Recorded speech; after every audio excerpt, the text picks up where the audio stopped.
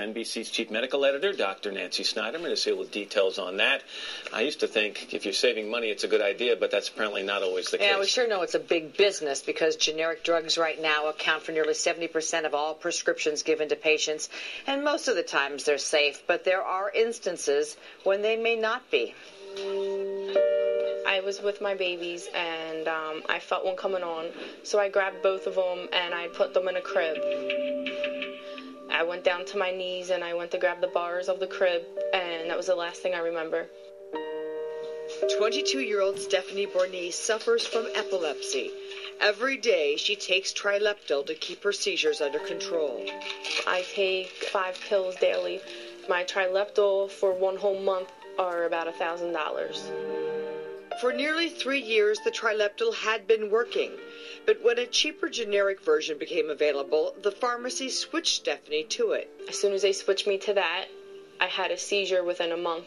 Dr. Jacqueline French was Stephanie's doctor at the time. She is very sensitive to drug switches, so the culprit was pretty clear in that case. The FDA requires a generic drug to be identical or bioequivalent to its brand name, but the amount that ends up in the bloodstream can range between 80 and 125% of the brand. That is enough of a variation that for drugs where you need a very narrow specific concentration in the bloodstream, a generic might be just different enough to cause a clinical problem. Pharmacist Alan Schnorr agrees. There are certain drugs that have a narrow therapeutic index.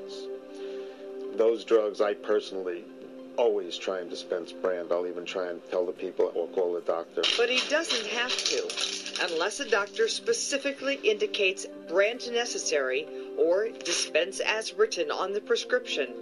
Most states allow pharmacists to substitute the generic drug. The rest of them mandate it. Still, that's not what concerns doctors the most. Generic switching is what we are most concerned about. Not even brand to generic, but generic to generic switching. I can bring up a generic on the screen and have a choice of 5.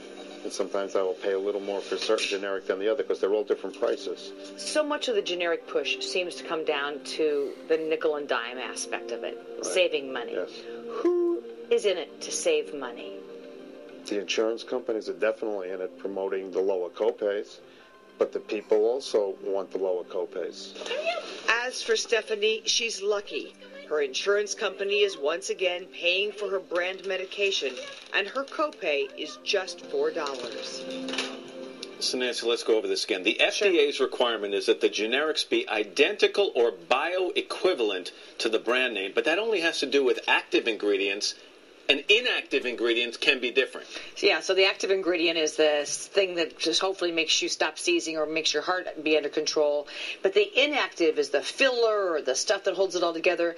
And the unanswered question is, does that inactive ingredient play a role in how that active ingredient works? And bioequivalent does not necessarily mean identical.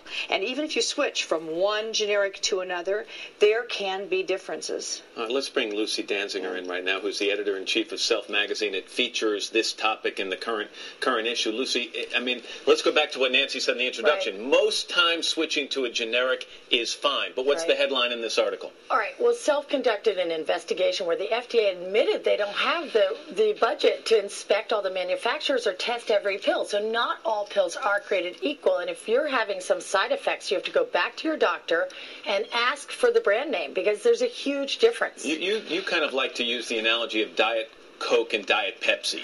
Wine is all created from grapes. Cola is cola. But you wouldn't walk into a restaurant and say, just give me whatever you want to give me. I mean, people have differences and preferences, and your body chemistry is going to react differently to those inactive ingredients. Are there other, Nancy, conditions out there, for example, like epilepsy that we just saw in the piece, where people should be particularly vigilant in figuring out if they're getting one generic or another, or a brand name or a generic? Anytime you get something, a prescription filled, and you feel funny, knee or suddenly things are different, your heart's not right or you're having seizures, you have to go back to your pharmacist first and say, is this the same thing? When I talked to Alan Schnorr, the pharmacist here, I said, what about sleeping pills? Because a lot of people take Ambien particularly or one thing like it from when they're traveling, and he said, absolutely, he can tell when a new shipment comes in from a different manufacturer. People will come and go, I just don't think it works. In the pediatric population, we've known for a couple of decades that some pediatricians will say, do not substitute, because the margin of error in a 40-pound child is so narrow compared to an adult.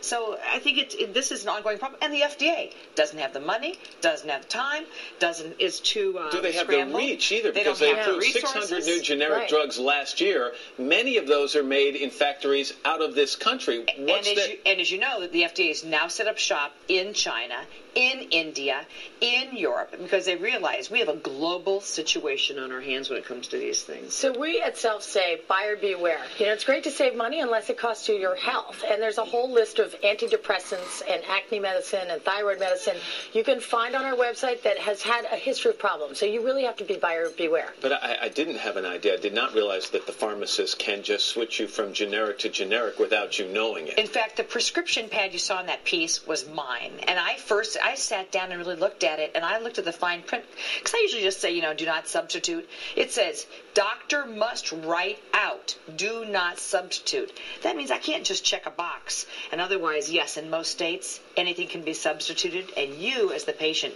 may be the last person who knows. All right, Nancy and Lucy, thank you both very much. Good to have you both here.